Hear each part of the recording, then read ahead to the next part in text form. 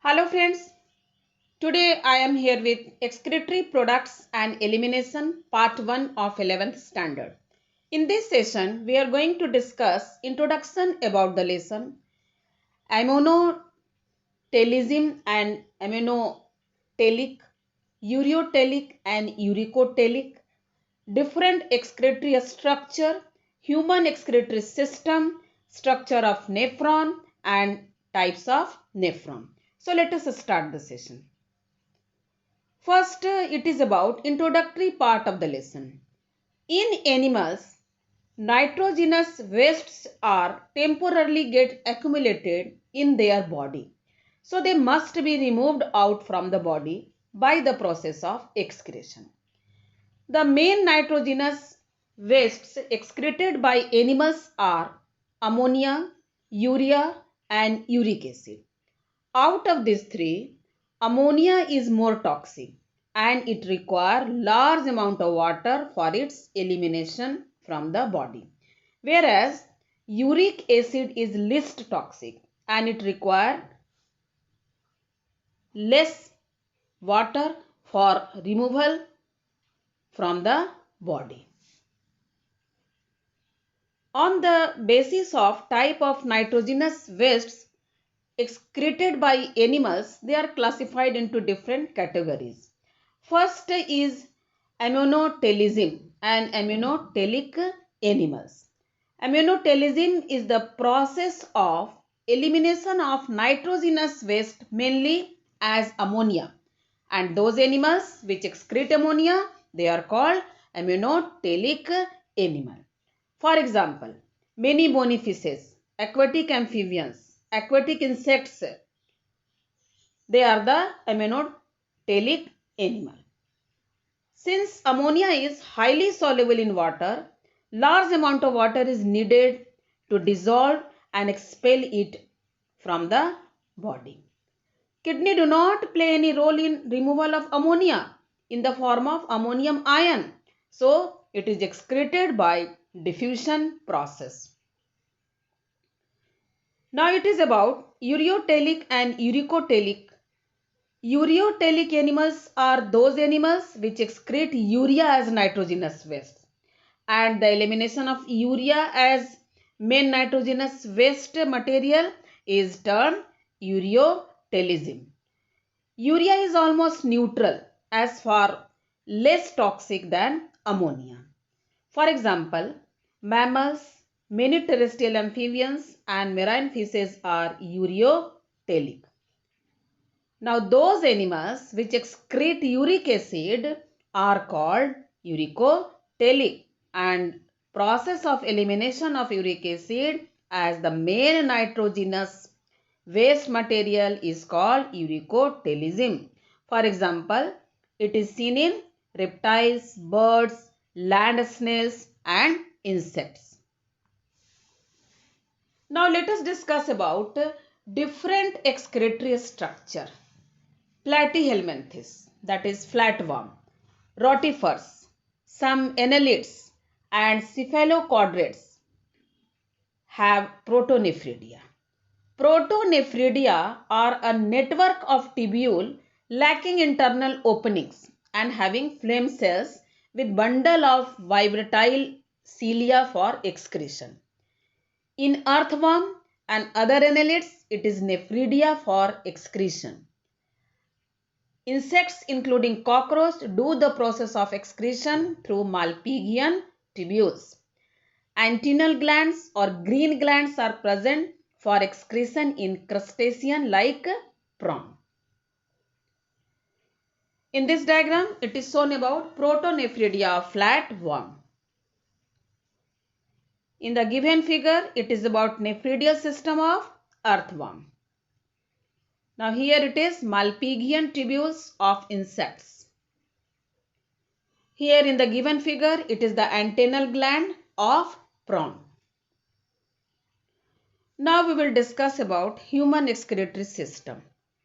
Human excretory system consists of two bean-shaped kidneys, which is 10 to 12 cm in length, 5 to 7 cm in width and 2 to 3 cm in thickness. The weight of kidney is about 120 to 170 gram in an adult male and about 120 gram to 135 gram in an adult female.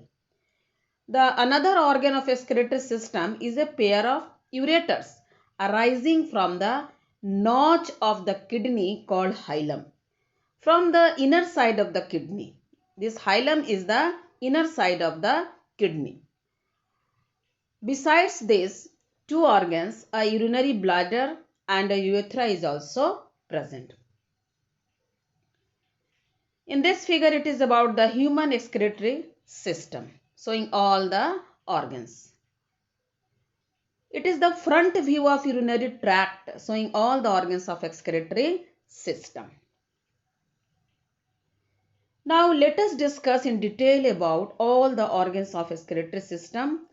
First, it is about kidney. Kidneys are located in the abdomen, one on either side of the backbone. Kidney is reddish brown in color and the outer layer of kidney is a tough capsule. The kidney is divided into two zones, that is outer cortex and inner medulla. The medulla is divided into a few conical masses projecting into calyces, and the cortex extends in between the medullary pyramids as renal columns called columns of Bertini.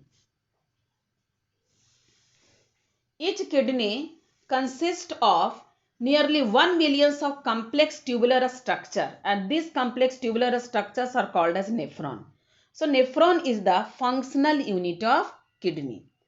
The function of kidneys are to remove the poisonous toxic substance, that is urea and other wastes, salts and excess of water from the blood and excrete them in the form of a yellowish liquid called urine. Now we will discuss about ureters. From the hilum of each kidney emerges a slender whitish tube, the ureter.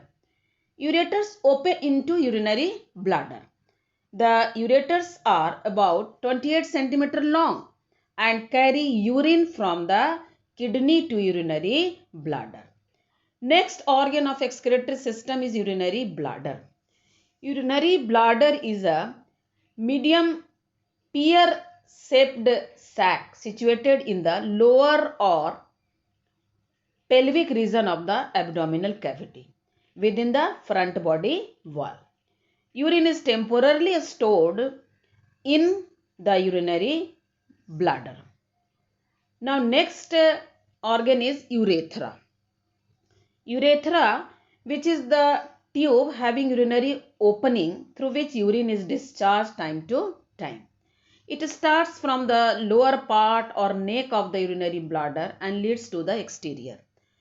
In a female, it is quite short, only about 3 to 5 cm long and carries only urine, whereas in male urethra is much longer, about 20 cm, and carries urine as well as a spermatic fluid also. This is the longitudinal section of mammalian kidney, showing all the parts. Now let us discuss about structure of nephron. A nephron is a unit of structure and function in a kidney. Each nephron has two parts, that is glomerulus and renal tubule. Glomerulus is a tuft of capillaries formed by the afferent arteriole, which is fine branch of renal artery. The renal tubule begins with a double wall cup-like structure called Bowman's capsule, and that encloses the glomerulus. Glomerulus along with Bowman's capsule is called Malpighian body or renal capsule that helps in filtration of blood.